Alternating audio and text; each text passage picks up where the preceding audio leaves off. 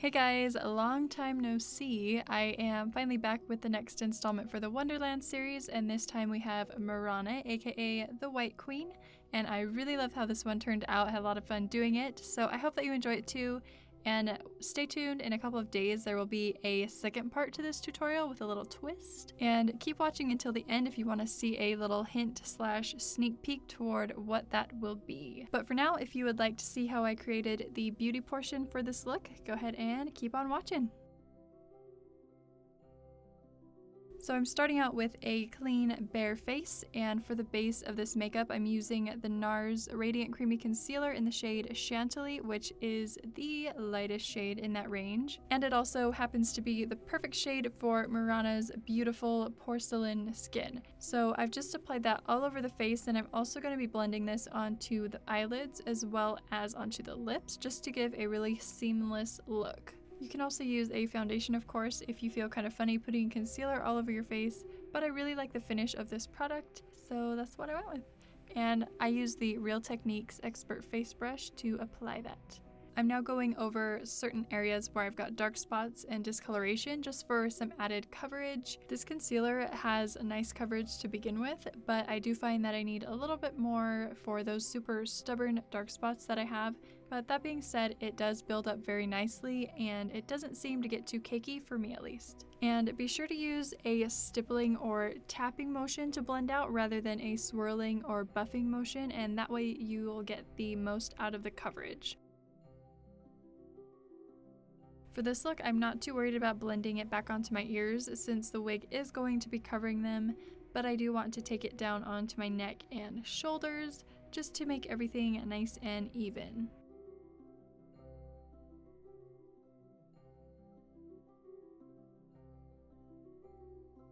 And then once we're done with the body, we're moving on to base out the eyes, and contrary to what I always do, we're not using eyeshadow primer.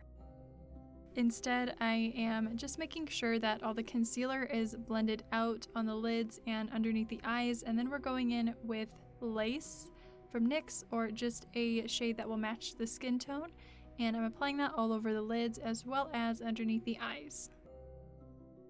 And then I almost forgot that I did want to set the face makeup, so I'm using Ben Nye's Neutral Set Face Powder, which is just a colorless powder, and I'm applying that all over and just swiping away any of the excess powder. Will go in with a setting spray at the end. Then Marana doesn't really have much in the contour highlight department, but we are going in with my sad little broken now NYX HD Blush in the shade Taupe, just to kind of do some light contouring around the sides of the face, down the cheekbones, along the jawline, and a little bit just I use the extra that I have on my brush to kind of brush down the sides of my nose. We just want to add a little bit of definition to our face so we're not just a flat, pale moon.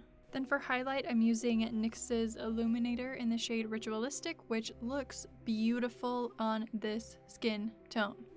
I thought it looked really nice on what I normally wear on my face, but with this super fair color, it looks so pretty. So this is a really good highlighter if you are super fair. So I'm just applying this to the tops of my cheekbones, blending it up onto the brow bone a little bit, and then down the center of my nose. And then I'm going back in with a little bit of my contour to just really help blend the two together since we're not using any blush. Then moving back to the eyes, I started out with this plummy kind of mauve shade, which I quickly realized was too dark for what I wanted to start out with. So I went in then with my Urban Decay Naked 3 palette, which was perfect. And don't mind this super gross, messy, bright mirror. I'm going in with the shade Limit, which is a really nice pinky nude, and I am applying a kind of light wash all over the entire lid. And I'm just going to kind of continue building up that color until I'm happy with it, and then we'll move to darker shades. And then at the outer corner, I'm taking that and I'm rounding it out and kind of up to meet the end of my brow, just to give it a nice rounded shape on the outside. And then I'm blending it up pretty much all the way up to my brows. Just continuing to build up that color, and then we're also going to take this down the contours of the nose a little bit to add a little bit of shadow in there, and then we're also going to start taking that underneath the eyes. The next shade we're using is called Pink Lady, and it's from NYX, and I'm pretty much just doing the same thing with this shadow, just kind of a light wash all over, adding a little bit of a more of a pinky hue to it.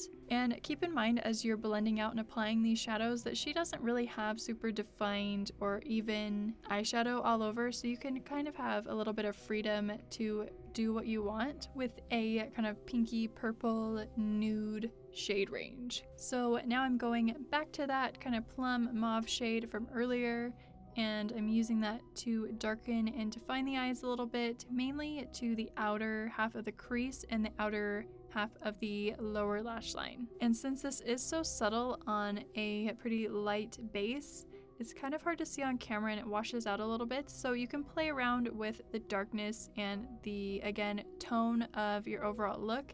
In the second film, she has more of a pinky vibe to her makeup, but I decided to go with more of the original look because I liked it a little bit more. So now we're going in with some black mascara for top and bottom lashes, and you can also go in with some false lashes if your heart so desires, but I decided to skip them this time since she just has her natural lashes. And then if you happen to goof and get mascara on your skin, like of course I did, go ahead and wait till it's completely dry and then take a dry cotton bud and just kind of roll the product away gently. I think I might have learned that from Pixie Woo, but I'm not 100% sure, but it works.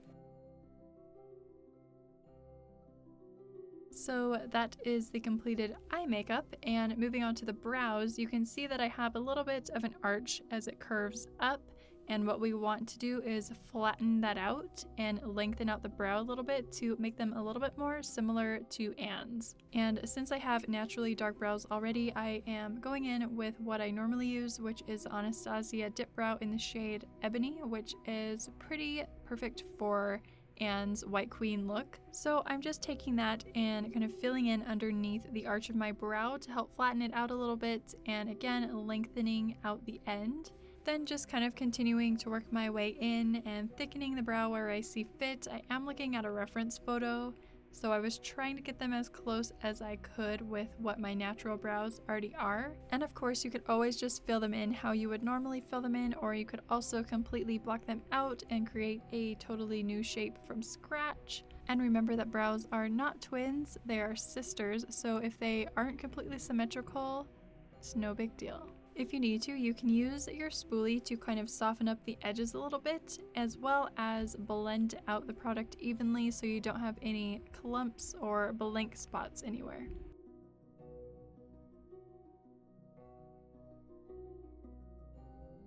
I'm then going back in with my Nars concealer that I used for my base and just cleaning up the shape of the brows, making sure to blend it out into the rest of our makeup.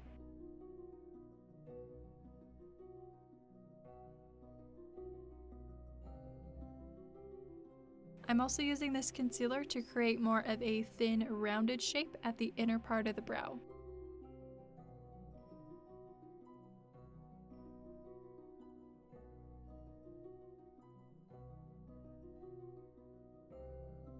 And then I decided that I needed to thicken and lengthen out this side just a little bit more. Remember to continually look back and forth between both of your brows to see how they're looking.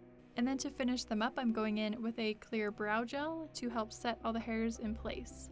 And then for the lip combo, I'm using NYX's Plum lip pencil with Kat Von D's liquid lipstick in the shade Vampira, kind of to match my nails, which is the shade 660 Divine from Revlon, which is a little bit darker than this lip combo. But anyway, starting out with the lip pencil, I'm creating a really sharp V for the Cupid's bow. And then I'm just continuing to outline the rest of the lips because I did want to overdraw a little bit just on the top lip. And I also wanted to create a guide so that when I go in with the liquid lipstick, it would be easier to fill in and it would help minimize any needed cleanup. And then I'm also going in and just filling in the entire lip area with the lip pencil, because with this shade in particular, Vampira, it can get a little bit patchy, so if you have a nice base underneath, it will help give you more of an even color overall. Then once we have our shape nice and defined and we're all filled in, we're going over top with the liquid lipstick. And as always, if you're not a fan of the liquid to matte lipsticks, you can always go in with a regular matte lipstick formula or a cream. Then once our lips are totally dried down, I'm going in with a bright red shadow to the center of the lips and just blending that out to add a little bit of dimension. And the cool thing about Vampira is that even though it dries down totally matte, it still has this like lustery shine to it, which I think is really pretty. So that completes the beauty portion of this makeup. I really love how it turned out, and now we're going to move on to some costuming. So I made this choker out of some lace strips and a string of pearls, and I've also sewed on some little Velcro strips to each end so that I could close it in the back. Then using those same lace strips and some elastic thread, I've made some little sleeves like I did for the Red Queen. And then I wanted to do more for the top of the costume, but I just couldn't figure out what I wanted to do or how I wanted to do it. So I have these little tiny silver rhinestones that I got from the craft store, and I'm just using eyelash adhesive to stick these to my skin. If you need something with a stronger hold, you could use Prozaid or Spirit Gum. And I'm just applying these in kind of a V-neck formation and then sporadically downward to kind of mimic the top that she has. And I'm using a cotton bud to apply both the glue and the rhinestones, working in small sections so that the glue doesn't dry before I can get all my rhinestones on.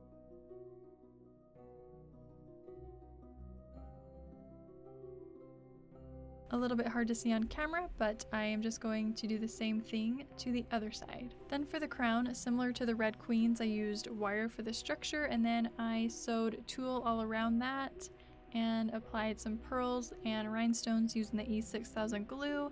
And we have a thread and bobby pins, very similar to the wig color, to attach it to the wig.